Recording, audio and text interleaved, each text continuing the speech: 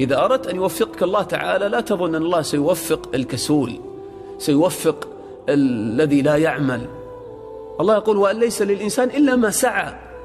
المسألة متعلقة بسعيك أنت، بتعبك أنت، بمجاهدتك أنت. لا تنتظر أن ينزل التوفيق من السماء عليك هكذا وأنت نائم على فراشك، أن تتعلم علما وأنت نائم على فراشك، أن تزداد في الإيمان وتنال درجات الإيمان وأنت نائم على فراشك. لا بد من المجاهدة. ولهذا كما جاء في الحديث، والأشبه أنه من كلام بعض الصحابة رضي الله عنهم، قال إنما تنزل المعونة من الله بقدر المؤنة.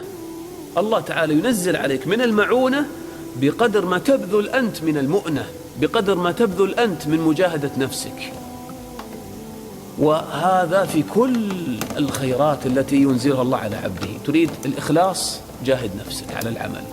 تريد طمأنينة قلبك، تريد خشوع في صلاتك، تريد أن تحفظ القرآن، تريد الدرجات العالية في الجنة، تريد أن تزداد علما، أن تزداد عملا، جاهد نفسك، أبذل الأسباب واجتهد فيها، واصبر وصابر ورابط، ستجد الخير ينفتح أمامك.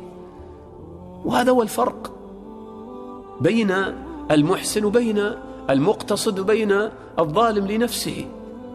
كل يجد عمله. هذا هو الفرق بيننا وبين أصحاب النبي صلى الله عليه وسلم الذين سبقونا.